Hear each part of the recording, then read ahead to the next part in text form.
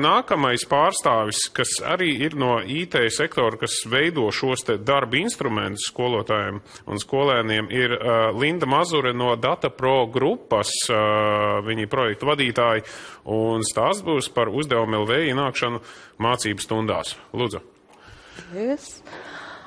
Sveicināt visiem. Es vēlētos tad jūs iepazīstināt ar portālu uzdevumu LV. Un patiesībā tas stāsts sākās 9. gadā kā tāds eksperiments. Tas bija pirmais gads, kad bija obligāts valsts eksāmens matemātikā. Un mēs atvērām šādu portālu uzdevumu LV, lai palīdzētu skolēniem gatavoties šiem valsts eksāmeniem. Un mēs bijām patiesi pārsteigti, kad mēs jau pirmajās dienās saņēmām neskaitāmus e-pastus par to, ka viņiem eksāmeni tomēr ir arī citos priekšmetos arī un ka vajag publicēt arī citos priekšmetos uzdevumus.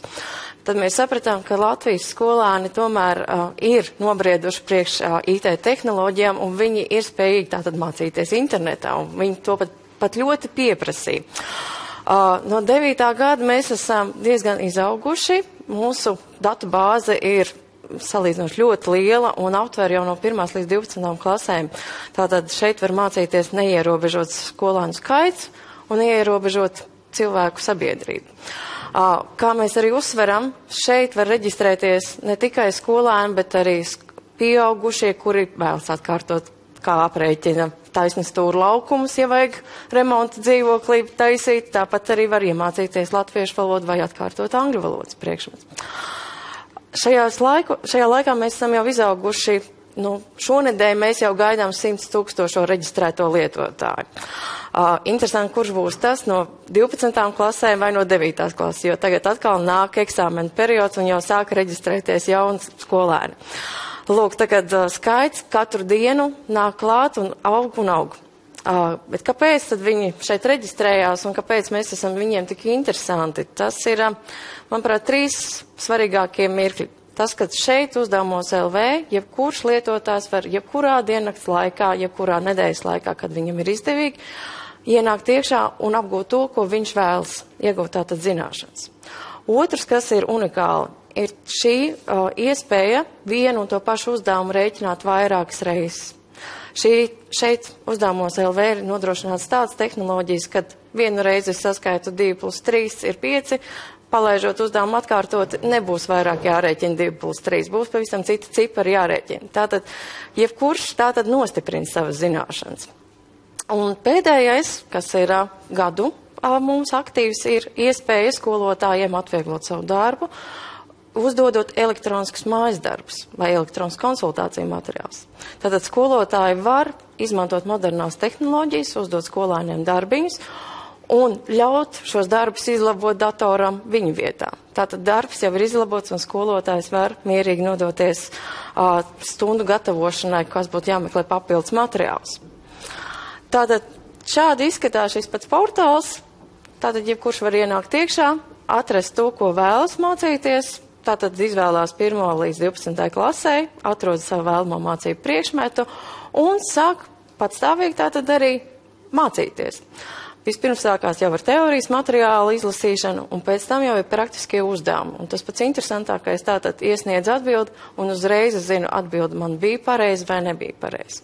Kā arī katram ir iespēja saņemt skaidrojumu, tātad konsultāciju materiālu, kāpēc tā atbilde bija nepareiza, kāpēc un kā vajadzēja būt pareizai atbildēji.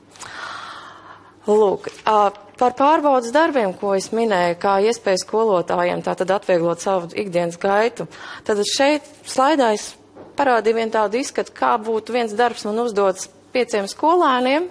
Es biju šo darbu sakombinējis no dažādiem uzdevums, un man dators jau tīri vizuāli parādījis, kuri bija jautājumi pareizi atbildēt un kuri bija nepareizi atbildēt. Un visiem sarkanajiem krustiņiem tātad skolēns bija iesniedzis nepareizes atbildes, un man skaidri zināms, ka man vajag pārbaudīt tikai to.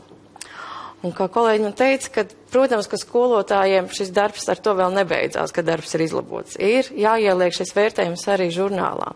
Un mums lieliska sadarbība arī ar e-klasi, kad šī iespēja pārnest datus uz e-klases žurnālu tiek nodrošināta skolotājiem automātiski. Aizņemot jau vairs nevis katru ailīti aizpildot, tas kopumā aizņem minūtes 10, 15, tad šeit tas aizņem jau vairs tikai 1 minūti. Tātad tātad darbs ir skolotājiem patiešām reāli atvieglots. Darba laikā mēs arī reāli apjautājam skolotājus un skolēnus, un vairāk jau skolēnus, vai galvenais jau jautājums, vai tev palīdzēja uzdevumu LV sagatavoties gaidāmajiem ieskaitēm vai mājas darbiem? Tad viennozīmīgi lielākais vairākums ir pateicis, ka jā, kad šie uzdevumi LV viņiem ir palīdzējuši, sniedzot uzreiz to informāciju, tad, kad viņiem tas bija vajadzīgs. Nākamais par skolotājiem. Skolotājs mēs mīlam un mēģinām viņus ievirzīt uzdevumus LV lietošanā, sakojošā veidā, kad mēs arī katru šo lietotāju arī apmācam. Ievirzām, kā izskatās uzdevumi LV, kā uzdevums LV var izmantot skolēni, kā var izmantot skolotāji.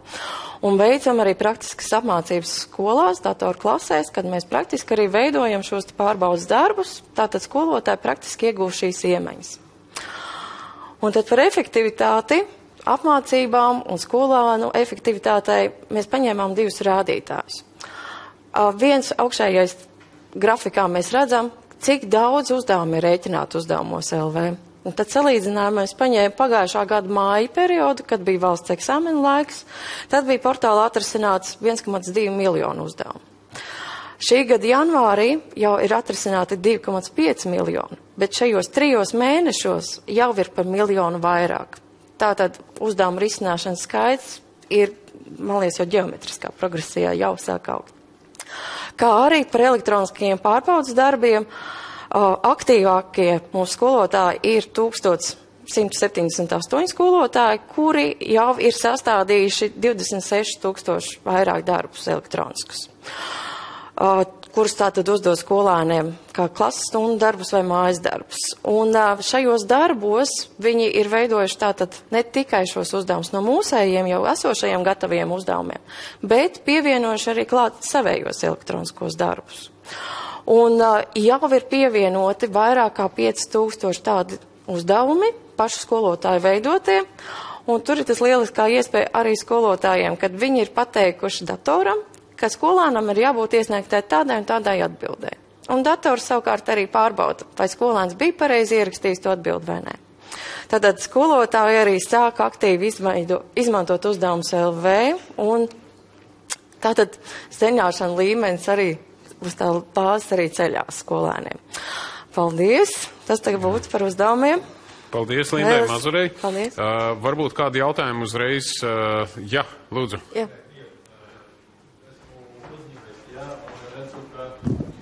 Vienu sekundīti sagaidiet mikrofonu, lai mūsu internetu skatītāji arī dzird jautājumu. Jā, esmu uzņēmējs un redzu, ka dažreiz sagatavot dokumenti interesanti izmantoja Molberts. Ziniši, daudz nav, ja? Bet, tā parasti vienkārši darbi varu gatavot, ja? Ir kāda apmācība Molbertam, tieši Molbertam, jūsu programma? Tieši par Molbertu nav. Tas nav. Šī uzdevuma LV ir mūsu tehnoloģija izstrādātājs, kur mēs arī tad ieviešam izglītības. Molberts tad ir kaut kas savādāks. Interesanti. Dokumenti, varam taisīt interesantāk, ja? Kvalitāte, drusku augstāk. Jā, paldies, nekas. Jā.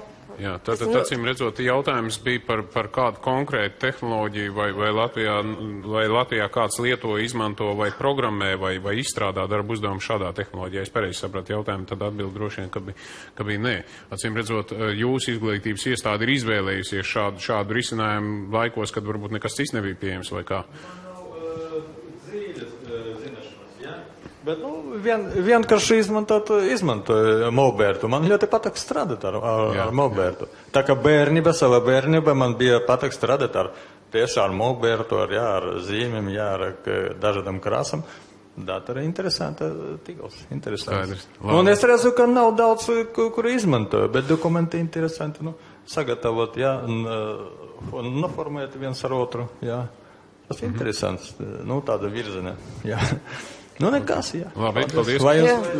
Tas tikai pierāda to, ka iespējams šie dažādie risinājumi, kas mums palīdz privāti paspēlēties, kaut ko apgūt vai izmantot viņus, lai kādu mācītu, varbūt ir stipri vairāk nekā mēs varam iedomāties. Varbūt viss no tā nav pieejams latviešu valodā un tam līdzīgi. Jūsu risinājums, vai viņš ir tā kā arī, teiksim, maksas, bezmaksas risinājums? Kā jūs motivējat skolotājus kaut ko tādu darīt, apgūt un lietot to visu? Uzdevumi LV ir bezmaksas portāls. Šeit var bezmaksas tātad jebkurš reģistrēties un pildīt uzdevumus. Un vienmēr bez maksas var redzēt gan teorijas materiālus, gan rēķināt uzdevumus. Un bez maksas vienmēr var redzēt tavu atbildi, bija pareizi vai nebija pareizi. Tas ir līdzīgi kā skolās vienmēr tiek izlabots un pasaka, kāds ir tavs punktu skaits un kur tad bija pieļautās kļūdas. Mums ir arī maksas pakalpojums, kas sniedz skolēniem un skolotājiem iespēju zem uzdevumiem redzēt, kā tad vajadzēja tikt līdz tai pareizajai atbildēji. Jo tas sanāk kā privātā konsultācija, kas atbild tieši uz tevi uzdoto jautājumu, kāpēc te. Kas attiecās uz pārbaudas darbu sastādīšanu, uzdošanu un pildīšanu, šīs sadaļas arī ir bez maksas. Tātad, jebkurš šīs tehnoloģijas uzdod darbus izpildīt, jebkurš var bez maksas. Tātad maksas pakalpojums pie mums ir šī iespēja redzēt skaidrojošu